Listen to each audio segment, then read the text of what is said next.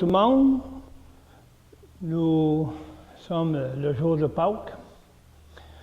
Mais on va voir c'est quoi, hein, Pâques. Que c'est pas seulement une fête que le monde a instituée comme étant une fête de chocolat. Hein? Je ne sais pas si dans les temps anciens, s'il y avait du chocolat dans l'Ancien Testament. Pâques est institué de là, pour des raisons qui vont refléter la résurrection aujourd'hui.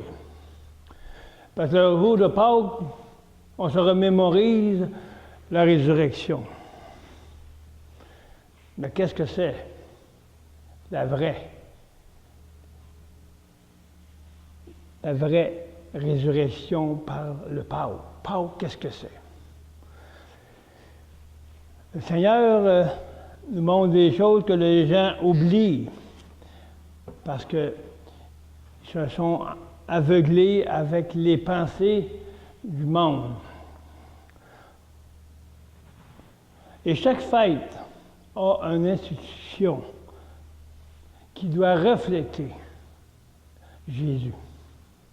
Non pas parce que c'est la résurrection, mais qu'est-ce que c'est la résurrection? Qu'est-ce que c'est la naissance?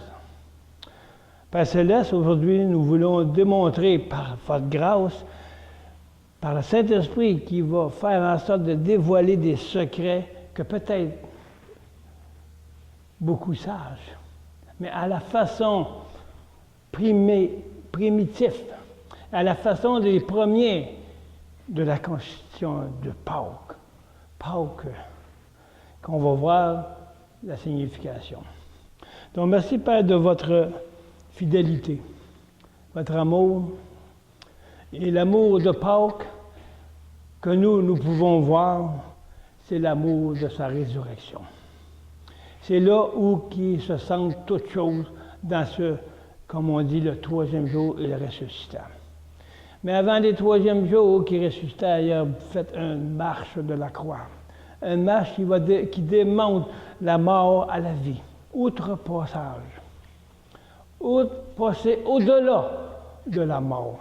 Donc, Seigneur, je vous prie de me conduire dans cet enseignement qui va faire le tour du monde afin de donner une instruction et vers une mesure de vérité que le Dieu Tout-Puissant, par son Saint-Esprit, qui va remplir mon esprit de sa parole en action, vivant.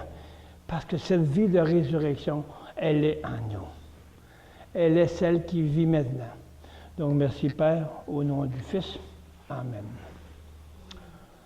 Donc, on voit la fête, les fêtes. Noël. Noël, c'est une fête que les gens fêtent. Un petit Jésus. Et le petit Jésus qu'on voit est rendu le roi des rois. Donc, à la vue de voir la naissance, comme j'ai déjà apporté dans un enseignement à Noël, qu'on appelle à Noël, c'est un jour où le Fils de Dieu est né. Pour nous, ça nous rappelle que Jésus, le Fils de Dieu, est né en nous. Il est le Germe, il est celui qui est et qui sera toujours dans notre vie en acceptant de se repentir de notre ancienne vie. Donc, nous voyons que la naissance de Jésus, quand on fête Noël, on pourrait mettre dans l'arbre de Noël, au lieu de mettre des bouquets des boules, puis des ci, puis des ça, des fleurs, n'importe quoi. On a oublié de mettre qu'est-ce qui devrait être dans l'arbre. Qu'est-ce qui devrait être dans l'arbre? Chaque item devrait être écrit. Amour, persévérance, paix, joie, et etc. Donc, au lieu de mettre une boule qui est là, qui reflète une joie démontrant une joie terrestre pour nous faire nos désirs, ce serait le désir de Dieu qui serait inscrit dans l'arbre, accroché avec une petite feuille, amour. Imaginez-vous un arbre de Noël. qui est rempli de petits mots, d'amour, de paix, de joie. Et au-dessus de l'arbre, avec une grosse lumière, c'est marqué « Amour de Jésus » qui vit en nous. Donc maintenant, nous allons voir la signification de Pâques. Pâques est le chemin, est la vision de ce qui est maintenant, aujourd'hui, une signification pour nous, c'est la vie de résurrection. C'est être ressuscité en Christ. Jésus ressuscite le troisième jour. Donc, on peut appeler ça une Pâque parce que c'est parallèle avec l'Ancien Testament où ils ont institué la Pâque, qu'on va démontrer que la délivrance et la libération est passée à autre chose que notre ancienne vie. Donc, Noël, Pâques, c'est seulement des choses, des événements qui font en sorte de nous rappeler ce que nous sommes en Christ. Et aussi, on va parler de la Sainte Seine. La Sainte Seine, on la répète. Il dit, faites ceci, buvez le vin, et buvez et mangez le pain, et faites ceci en mémoire de moi, dit Jésus. Pourquoi pas, quand on fête Noël, qu'on dit « Faites ceci en mémoire de moi ». Parce que je suis venu dans le monde et je prie le monde, j'ai apporté la parole de vie. C'est de nous rappeler. Et Pâques est la même chose. De nous rappeler que nous ne sommes plus des petits-enfants, que nous ne sommes plus des morts vivant dans le monde, mais d'être des hommes nouveaux, remplis de l'œuvre du Seigneur, par une vie de changement, de résurrection, qui nous mène jusqu'à nous rappeler à chaque année que tout est accompli à nous. C'est juste que nous remettre encore plus dans l'intégrité de ce que Jésus a accompli par le Saint-Esprit en nous. Le Père veut qu'on se rappelle, qu'on ne soit pas des innocents qui marchent, alléluia, puis on s'en va. Noël, Pâques, Sainte-Seine, ce sont des événements qui se sont passés en nous. Donc c'est ça, en fait, qu'il faut se rappeler. Ce n'est pas une fête où que, c'est la résurrection, il va ressusciter, mais qu'est-ce qu'on fait avec ça? On s'en va manger au restaurant, manger un coco, puis un œuf, puis un lapin, puis on a fêté Pâques aujourd'hui. Puis as-tu fêté Pâques dans ton cœur qui te rappelle que tu as été ressuscité avec Christ? On a été aveuglés par le monde, par les faux instructions des gens qui se disent homme de Dieu ou quoi que ce soit, peu importe. La religion a coupé la réalité de la parole de Dieu. Donc, nous allons voir, pour commencer, l'institution de Pâques. Qu'est-ce que c'est Pâques?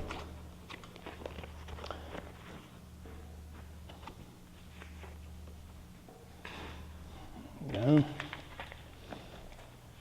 J'ai fait, vous pouvez marquer dans dans vos écrits, dans vos notes, que Pâques, on vous dit ici que Pâques est un dérivé hébreu, du verbe hébreu, passer outre. Passer outre peut nous amener à épargner, à délivrer, passer à autre chose. Qu'est-ce qui est passé, maintenant on passe à d'autres choses. On s'en va jusqu'à marcher maintenant la nouveauté de vie. On compare. C'est comme ça que le Saint-Esprit va amener l'enseignement à comparer ce qui s'est passé et aujourd'hui. Donc, on peut mettre ne pas tenir compte, oublier de ce qui s'est passé. Passer outre, passer d'une place à l'autre. D'une vie de mort à une vie de vivante. Volontairement, quelque chose, passer outre ou outrepasser. Au-delà de ce qu'on était. On passe d'une place à l'autre. On passe du côté gauche de la croix à la côté droit de la croix quand on voit en face. Parce que Étienne, quand il a vu le Fils de l'homme à côté du Père, était à la droite du Père. Et David a vu le Fils de Dieu à la droite. Donc, il a passé d'une place à l'autre. Nous devons passer outre d'une place à l'autre. Penser de la mort à la vie. Délivrance par la résurrection. Donc aujourd'hui, c'est délivrance par une résurrection. Que qui a été enseveli, maintenant on passe à autre chose. Voilà, c'est que est institué dans. On ne lira pas tout parce qu'on aura un enseignement pour des heures, puis des heures, puis des jours. Mais je prends seulement ce que Dieu veut que je porte ce matin pour démontrer que l'institution de Pâques est biblique. On ne voit pas dans le Nouveau Testament le mot Pâques, mais on voit résurrection, délivrance, le sang qui lave les péchés. Et on va voir ici aussi ce qui était maintenant dans le temps pour l'agneau qui viendrait. Parce que eux, dans l'Ancien Testament, dans l'Ancien, nous voyons qu'ils attendaient l'agneau. Donc, il fallait qu'ils fassent en sorte de croire et marcher par la foi, par les actions du sang et ainsi de suite, pour pouvoir atteindre la venue du Seigneur. C'est par la foi qu'on est sauvé. Donc, ils ont été sauvés par la foi que Jésus, l'agneau parfait, viendrait mourir pour nous. Donc, nous, ce que nous avons à faire, c'est de croire et de marcher dans les pas du nouveau, mais qui se rassemble avec l'ancien. Maintenant, nous n'avons pas à croire qu'il va venir et marcher pour qu'il vienne. Il faut marcher parce qu'il est venu, puis se préparer pour l'épouse. Donc, on va voir la première de cette troisième solennité annuelle, à l'occasion occasionnelle, laquelle tous les Israélites, hommes, devaient se présenter au temple. Ici, on voit qu'il fallait qu'ils se présentent au temple. On va voir ça dans... On ne lira pas tout, parce qu'on a beaucoup de...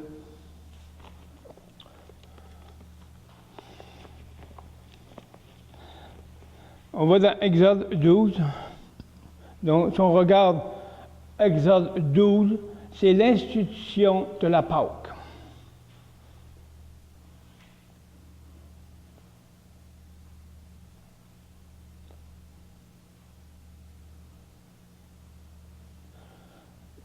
Il dit à Exode 12, verset 13, « Le sang vous servira de signe sur la maison,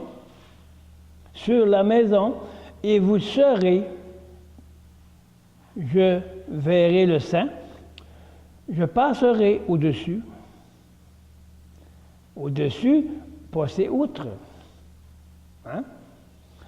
il va passer outre parce que de vous, et il n'y aura pas sur vous les fléaux destructeurs quand je frapperai le pays de l'Égypte. Voyons ici ce que pour nous ça peut signifier. Le sang, qui était une représentation du sang de Christ. OK? Il dit, si vous êtes marqué du signe du sang, je vais passer outre. Vous allez être protégé, libéré des souffrances de la mort. Regardez bien, ça, on parle d'un temps de quand que Dieu a dit mettre sur la porte le signe du sang. Donc, tous ceux qui ont fait cela, c'est parce qu'ils croyaient à l'agneau qui était pour venir, le sang de Christ qui protégerait de l'impureté. Parce que ceux qui sont marqués du sang sont purs. Donc, il dit, mettez du sang sur votre porte, de votre cœur, un peu la même porte, là. Puis je vais passer outre, quand je viendrai détruire. Je passerai au-dessus de vous. Ah, tu as du sang sur ton cœur, tu es lavé par le sang, tu crois au sang de Christ? Tu es sauvé du malheur. Avant que je frappe l'Égypte, quand le Pharaon ne voulait pas obéir, il était sous la coupe de la colère de Dieu. Mais tous ceux qui ont cru au sang de Christ, ils ont mis du sang sur la porte de leur maison. Puis quand le problème est venu, quand la fléau est passée, tous les enfants nés sont morts. Mais tous ceux qui avaient sur leur porte, leur porte, la marque du sang, Dieu a passé autre. Il les a gardés. Parce qu'ils croyaient au Fils de l'agneau qui était pour venir. Donc, nous, qu'est-ce que nous sommes? C'est exactement la même chose, mais la porte de ton cœur. Rouvre la porte de ton cœur, et j'entrerai, et je mangerai avec toi, parce qu'elle va être pure, parce que le sang, mon sang, que je t'ai permis d'avoir pour purifier les péchés, tes péchés, et tout ce qui était avant, c'est passé outre maintenant. Et quand je passe, les misères, les fléaux qui passeront, je te protégerai. Je te protégerai du fléau. Parce que maintenant, tu appartiens à Christ. Il va frapper le pays autour de nous, mais tu vas être protégé. La colère de Dieu vient.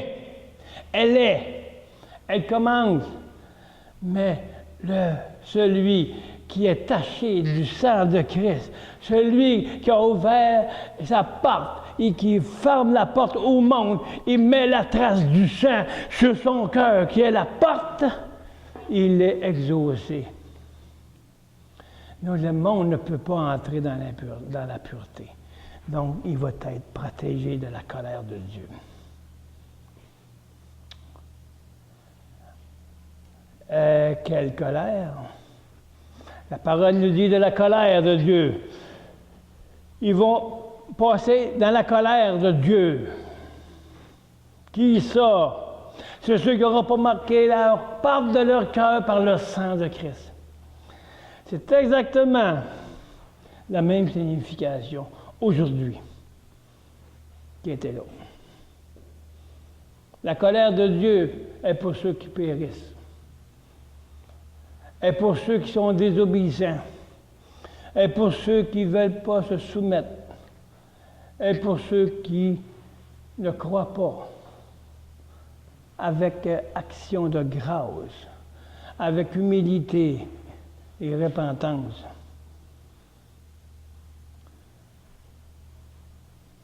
Parce que la colère de Dieu ne veut pas seulement dire la colère des tribulations. On est en tribulation. À chaque jour, on est en tribulation. Mais la grande colère qui vient, c'est une autre chose. Ça va être définitif.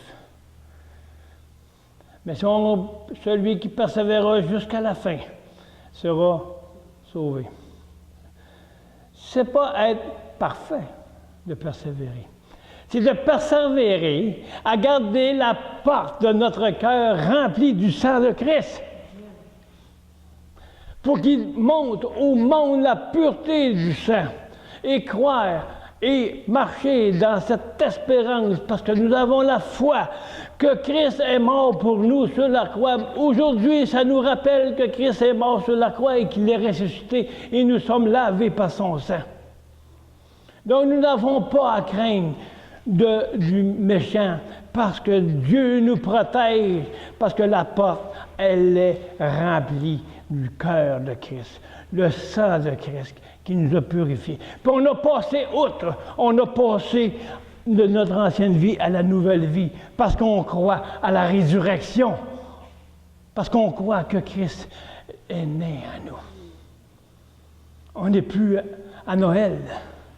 On est rendu à la résurrection qu'on croit que le sang a coulé maintenant et qui nous a sauvés des ténèbres. Le salut des élus, c'est le sang de Christ qui prend la place pour protéger notre bouclier.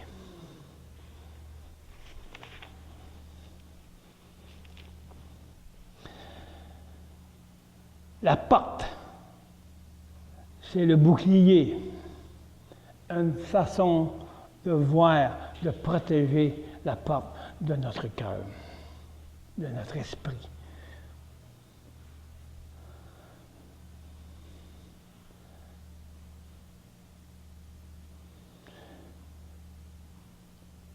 Il n'y aura pas sur vous de fléau destructeur quand je frapperai le pays. Alléluia. 13, OK. Exode 13 et 23. Quand l'Éternel traversera l'Égypte pour frapper, et qui verra le sang sur les linteaux et sur les deux poteaux, l'Éternel passera au-dessus la porte et ne laissera pas le destructeur entrer dans vos maisons pour vous frapper. Notre maison, c'est notre âme. Notre âme qui doit garder par une pensée de notre intelligence, renouvelée dans l'esprit de la parole, par le Saint-Esprit qui va nous garder dans une alerte, dans une place, dans un état où que le sang reste toujours puissant. Parce que en restant puissant, en comprenant la puissance du sang, il faut que je marche dans la pratique de résurrection.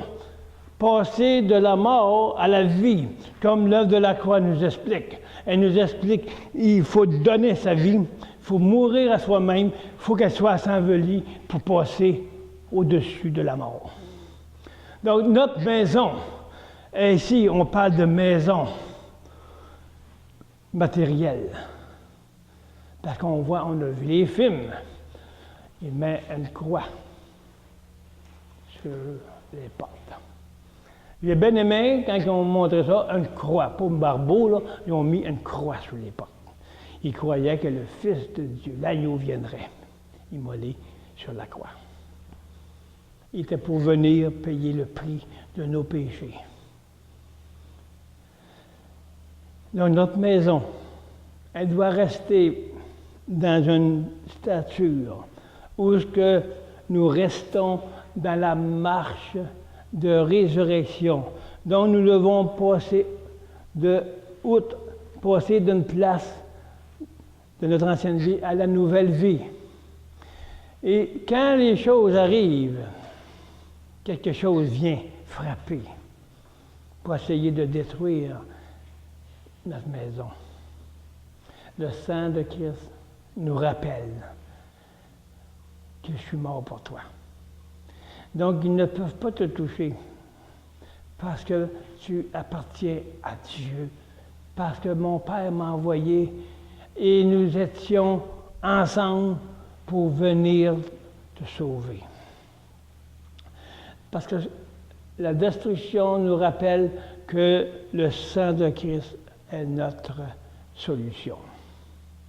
Si je suis bien dans ma conscience, je n'aurai pas de problème à rester ferme dans la solution de la croix. Parce que si ma conscience est en paix, mon arbre de vie est en condition où ce que mon arbre de Noël, ma maison, mon arbre, mon âme, elle est dans un état où qu'elle peut marcher à travers le feu, à travers les destructions autour de moi. Malgré tout, les choses qui peuvent arriver dans les épreuves, tu passes à travers le feu parce que tu sais que Dieu a donné son Fils pour qu'il t'accompagne à tous les jours de ta vie, même plus que t'accompagner, il vit en toi. Donc le sang est permanent. Dieu n'enlève pas le sang et le remet. C'est toi qui dois garder le chemin de la construction de ta maison. À chaque étape de ta maison, le sang a besoin d'être là. Et à chaque étape, je dois donner. Je dois t'éprouver pour accepter et grandir dans l'amour. Me voici, je passe à autre chose. Il faut passer à autre chose. Ben moi, je ne suis pas capable, mais Dieu a permis que le Saint-Esprit nous conduise pour qu'on soit capable de marcher dans son vouloir et dans sa force. Donc, c'est le sang de Christ qui nous rouvre les portes de tout notre esprit et notre âme. Si le sang de Christ est dans une façon d'être en nous, en fonction, officiellement, nous avons la pensée. Parce que notre conscience, dans notre esprit, elle est attentif aux choses de Dieu, aux choses de pratiquer l'œuvre que Dieu a pour nous, à chacun, pour marcher et grandir dans sa mesure.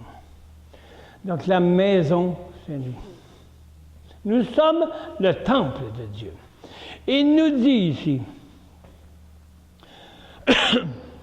il fallait qu'il aille au temple, obligatoirement. On va voir.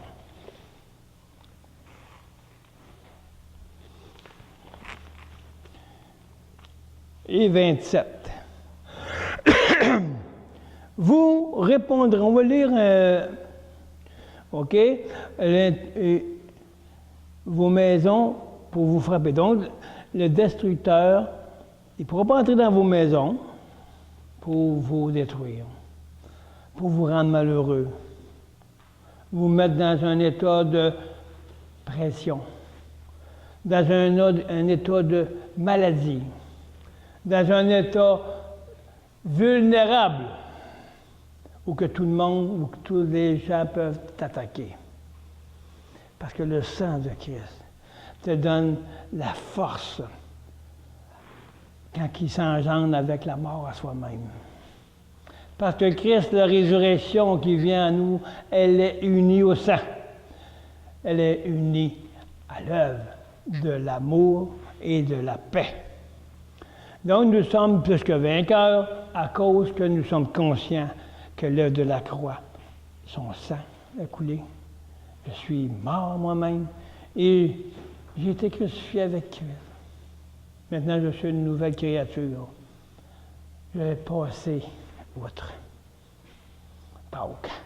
Ma Pâques, c'est de passer outre aux choses du monde et avancer dans la résurrection. En croyant fermement que tout est accompli, pour enfin que Dieu puisse l'accomplir en nous, à travers son Fils, par le Saint-Esprit qui nous guide et nous réveille à notre esprit et nous renouvelle l'intelligence afin qu'on puisse marcher comme des témoins, des fils de Dieu qui se lèvent parmi le monde. C'est ça que Dieu veut. C'est ça que le Père demande afin d'envoyer son Fils. Quand les fils de Dieu se lèveront,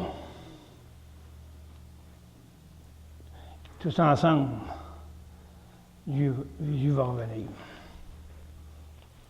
Les élus vont se lever.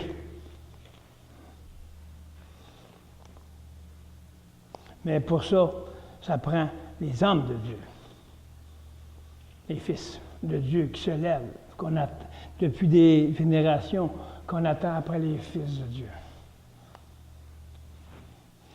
Ils ont marché par le sang, ou que personne ne peut les détruire. Parce qu'ils ont eu la foi, gardé la foi en ce qui concerne Pâques. C'est ça, Pâques. Arrêtons de nous faire des histoires. Marchons maintenant dans la droiture, de la sainteté, de la vérité qui n'est pas ébranlée par les choses du monde, mais qu'elle est ferme et qu'elle tient ferme au-delà et par-dessus tout. Amen.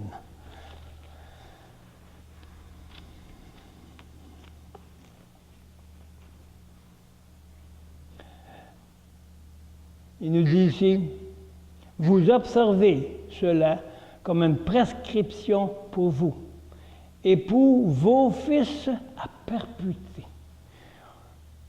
Quand que Dieu a envoyé son Fils, il n'est pas venu pour l'envoyer pour un temps, à perpétuité. Il est mort pour toi à perpétuité. Tu ne peux pas déranger ce que le Christ a fait en toi. Il ne peut pas te déranger, personne ne peut déranger ce que Christ t'a donné par le Saint-Esprit de révélation de la parole qui est en toi. Personne ne peut enlever ça. Qu'est-ce qui est révélé ne meurt plus. Wow! En voulant dire, Pâques a fait son œuvre. Il a passé de la mort à la vie, et qu'est-ce qui est ressuscité? Ne peut plus mourir, parce qu'il est devenu la puissance de Dieu. C'est écrit. Qu'est-ce qui est ressuscité ne meurt plus. C'est dans Romains 6. Vous irez lire Romains 6.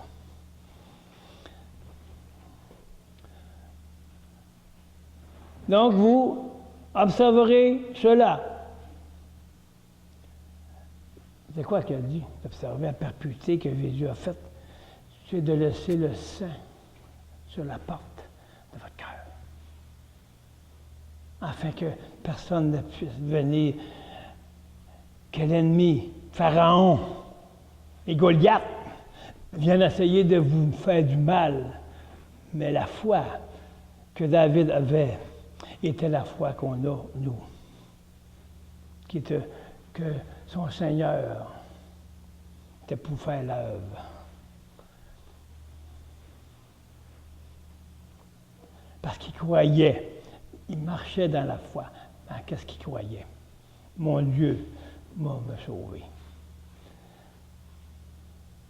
Mais nous sommes sauvés. On n'a pas, il va me sauver. Il t'a mis tout ce qu'il te faut pour que tu restes dans le droit chemin de la paix. On n'a qu'à observer les commandements de la loi de l'Esprit. La loi du Saint-Esprit, la discipline de la croix, le sang, la mort à toi-même, fait en sorte que le sang devient pur. Parce que c'est le sang de Christ qui prend la place. Wow! C'est plus un sang qui est impur. Là, qui cherchent l'ADN, ils peuvent chercher l'ADN, mais s'ils ne changent pas leur cœur, ils restent impurs. L'ADN de Dieu, c'est la pureté. C'est le sang qui n'a aucun péché. Pourquoi notre sang sert à rien? Parce qu'il est impur. Il est impropre à la pureté. Parce qu'il est rempli d'un monde de nature pécheresse. Donc, si on a une nature pécheresse, on a le sang de nature pécheresse. Donc, il faut absorber Pâques. Pour que notre sang ne soit plus mon sang à cause de l'impureté, mais qu'il soit le sang de Christ à cause que je marche en nouveauté de vie et en acceptant qu'il est mort pour moi et je suis mort en lui et que je vis maintenant en lui. C'est ça, croire et marcher et observer les lois de son sang, les lois du Saint-Esprit, les lois de la croix, de la mort, la loi et la discipline de la croix, qui fait en sorte qu'il est l'alpha et de tout l'oméga qu'il peut avoir. Donc, c'est à perpétuité. Il n'y a plus de fin. Donc, tu n'as plus à croire et à avoir peur que peut-être m'a parti, peut-être m'en va ici, peut-être m'en va ça. Crois seulement. C'est ça que ça veut dire, crois seulement.